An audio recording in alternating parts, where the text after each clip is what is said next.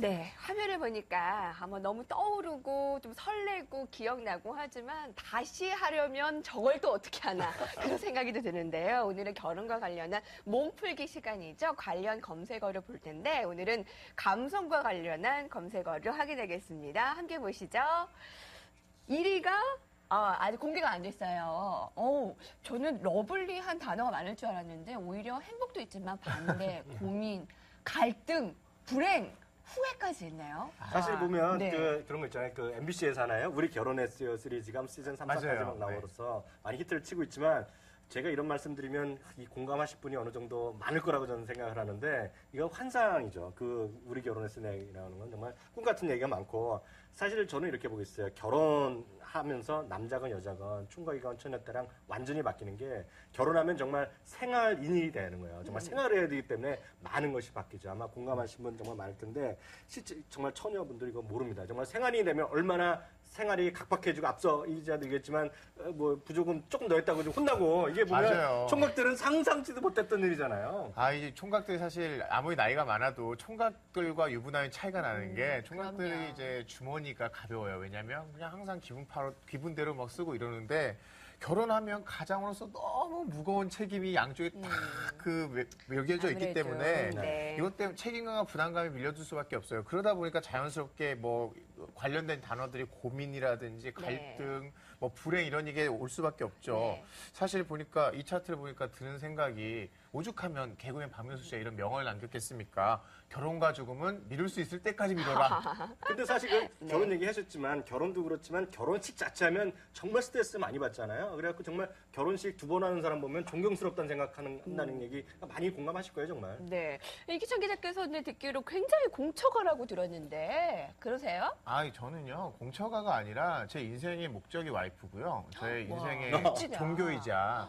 네. 저 아시는 분 아시겠죠? 언론사들이 이제 분위기가 굉장히 이렇게 딱딱하고 수익적이지 어머나, 않습니까? 지금 이규찬 기자의 사진 나오고 있어요. 진짜 어머, 사진. 네, 너무 저분이세요. 예쁘네요. 되게 젊었을 때인가요? 몇 네. 년 전이에요? 지금 굉장히 우리 멋진데. 정준호 형님도 있는데. 네. 정준호 씨가 또 네, 하객으로 저희 또 친한 왔네요. 형님이시기 때문에 연애부터 네. 굉장히 친했죠. 네. 하여튼 우리 저 예쁜 와이프 모시고 살다 보니까 좀 여러 가지로 힘든 게 많은데 사실 저희 얼마 전에 국장께서 밤에 그 술 한잔 하자고 부르셨어요. 근데 와이프가 옆에 있는 거예요. 그래서 와이프가 나가지 마 그래서 제가 바로 전화해 대고 죄송합니다. 그렇지만 와이프가 국장님보다 더 무섭습니다. 그래서 그다음부터 안 부르시더라고요. 네. 뭐 이양경 위원께서 또 오래된 일이지만 뭐 결혼 사진 한 장쯤은 다 있을 것 같아요. 저런 결혼식인데 저도 지갑이 있을 텐데. 이게 온라인이 아니고 이제 오프라인으로 네. 있을 텐데. 이게 보니까 이거 이러면 안 되는데 지금 애기 애들 것밖에 없고 결혼 사진 찍기 안 보이네 이게 또 좀. 이게 오래되면 이래요. 애들 사진으로 네, 다 대체가 그렇죠. 된다라는 거죠. 이제 생활하다 보면 중심이 아이들로 넘어가는 어쩔 거죠. 수가 없죠. 네. 뭐 저도 잠깐 공개를 하면 저도 뭐 꽤 그래도 아주 짧은 시간은 아니지만 벌써 2, 3년이 됐는데 사진을 벌써 봐도 뭐 굴욕이 전혀 없습니다. 어이구나. 네, 여기까지 해보도록 하고요. 아무래도 여성들은 정말 그 화보네요. 결혼식 자체를 저게 인생 누군가요? 최대로 어머나 생각을 하고 그 남자들은 결혼식 시작부터 부담감으로 다가오는데 1위는 어떤 내용일까? 아까 저희가 차트 봤잖아요. 좀 행복한 내용이었으면 좋겠네요. 1위 공개해 주세요. 네, 참 놀랍게도 이혼이네요. 이거 어떻게 된 건가요? 사실 저는 이거 충분히 예상했고요. 사실 저보러 그 검색하라도 저도 이혼을 썼을 겁니다. 왜냐하면 통계마다 차이가 있지만 많이들 보셨을 겁니다. 그 UN 통계 기준으로 보시면 우리나라가 한 25위권 정도 돼요. 1000명당, 인구 1000명당, 그러니까 돌아온 싱글이죠. 요즘 돌싱이라는데 이혼한 인구가 한 2.5명에서 한 3명 정도, 3.0명까지 가고 있어요. 다만 그나마 고점에서 조금 떨어지는 추세에서 안도하고 있는데 그게 이유가 뭔지 아세요?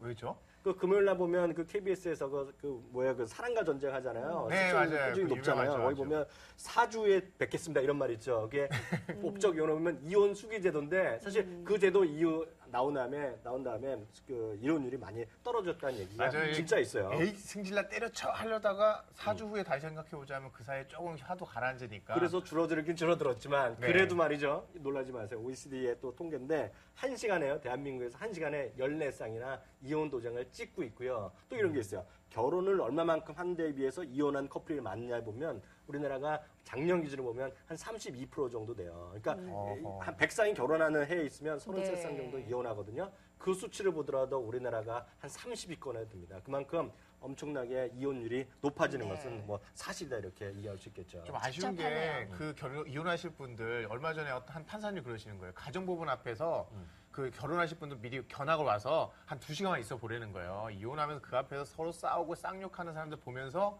아, 결혼을 어떻게 준비해야 되는가를 좀 알 수 있다로 정말 1시간에 14쌍 이해가 되네요. 그 사실 보면 결혼 정보 업체들 외에도 많이 있잖아요. 그리고 뭐 결혼 뭐 여러 가지 시장이 있을 텐데 사실 보면 우스갯소리가 아니라 정말 이혼을 이렇게 많이 하지 않고 이혼한 분이 예전에 혼자 살았지만 또 재혼이 많이들 하잖아요.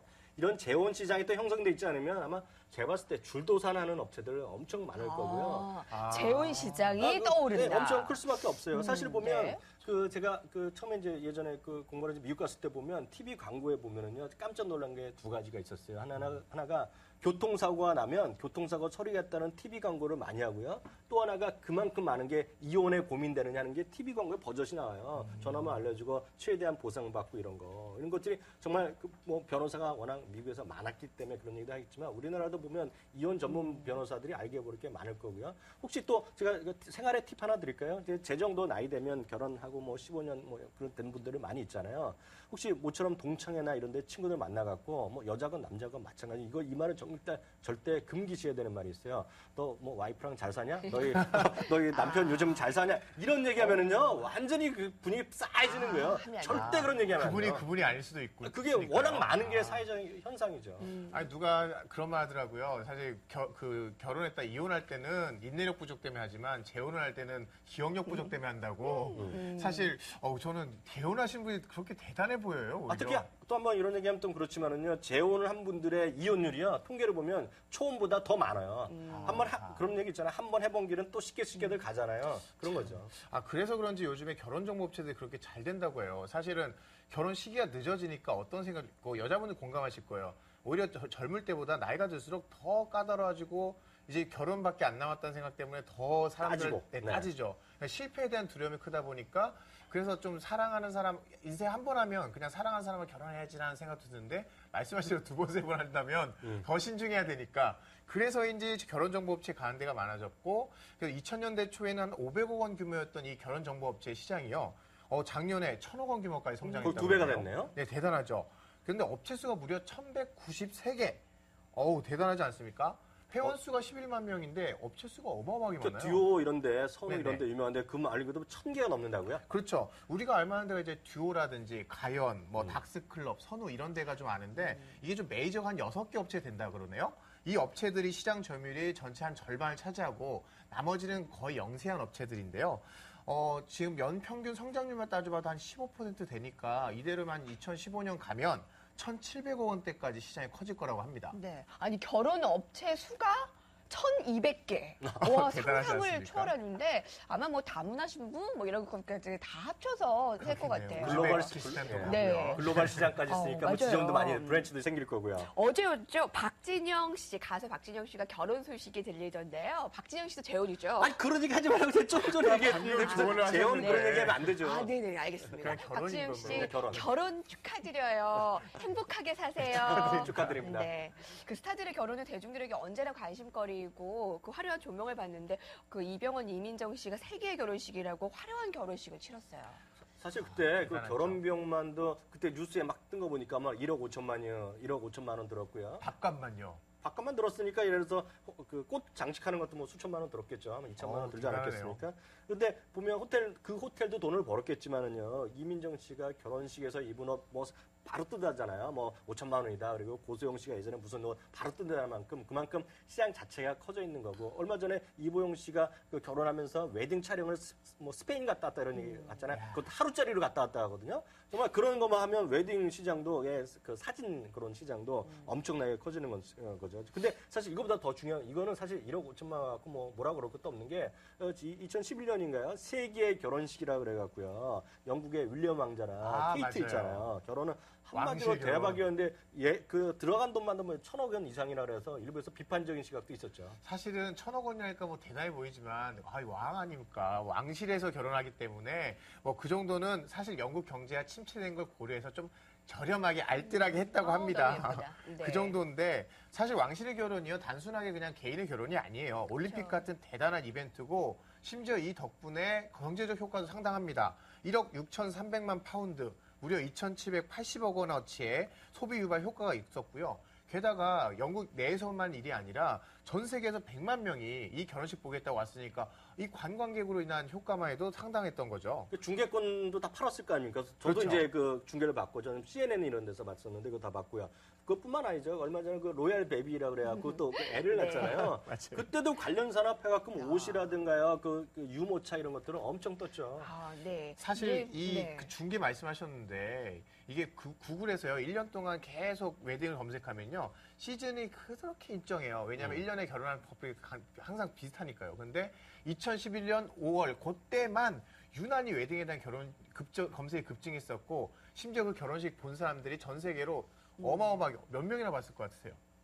보세요. 한 10억 명 보지 않았나요? 그 아, 전 세계 사람들의 뭐 많이들 관심을 가지고 있는 거의 상황이니까. 1억 명 넘게 봤다 그러더라고요. 그 사실 중계 방송 본 사람들, 유튜브 본 사람들 어마어마한 사람들이 이걸 봤으니까요.